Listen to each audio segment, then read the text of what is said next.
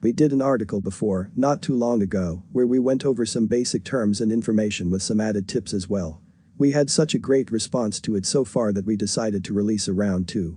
Here are some additional financial tips, definitions, and information that will hopefully help you save money or get out of debt. Identity theft is the #1 scam.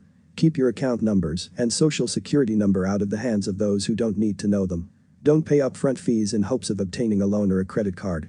An exception to this rule is a home loan, which usually involves appraisal and credit report fees paid in advance. Popular loan scams ask people to send a fee for a promised loan or credit card, even if their credit rating is bad. Watch out for someone who pays you too much with a phony certified check and asks you to wire them the difference. If you do, you lose. Don't sign untrue statements. Beware of companies who loan to people with bad credit. If used well, great tools. If used poorly, financial ruin. If you're too impulsive, hide your card. To avoid paying interest and fees, pay off your entire balance each month, either early or on time. Most charge no interest if the balance is paid off within the billing cycle. If you pay only the minimum required payment, like 1 in 4 Americans, you lose. If a charge which you did not authorize appears on your credit card statement, contact the credit card company immediately. Follow up your dispute in writing within 60 days to ensure your rights. If you are dissatisfied with a product or service you charged with your credit card, first make a good faith attempt to resolve the dispute with the merchant. If you are unable to resolve it, contact your credit card provider and file an official dispute.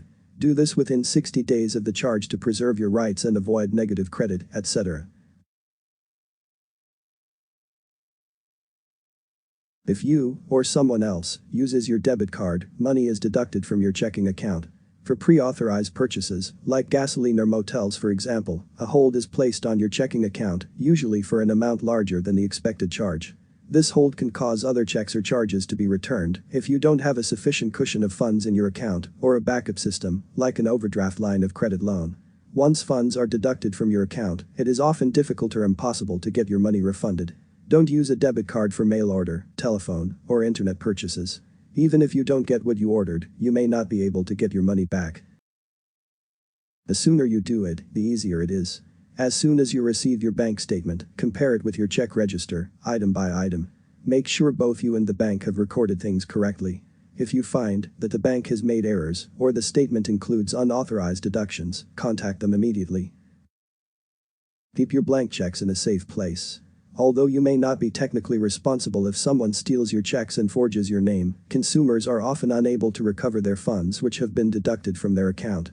Financial institutions have several defenses including consumers' negligence.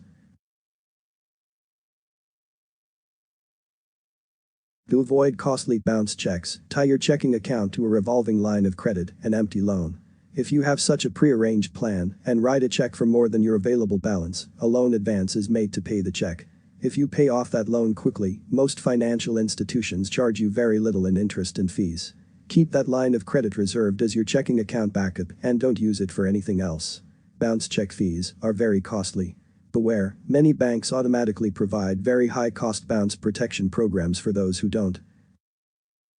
Don't give your account numbers, credit or debit cards, or your social security numbers to anyone who phones or emails you.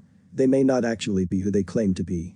They may fraudulently use your information, and the damage done to you financially or to your credit rating may cause huge headaches and a horrendous waste of your time, money, and energy trying to correct the problems.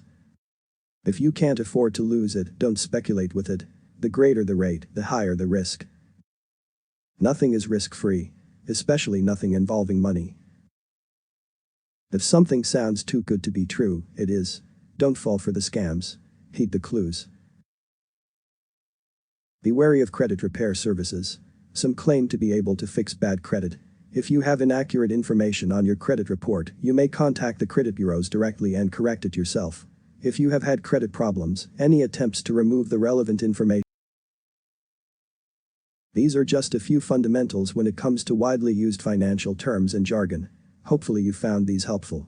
If you would like to learn more about how you can better the finances in your own business, then you are more than welcome to contact us, and we will take a look at your unique situation and offer some sensible solutions that would work best for you.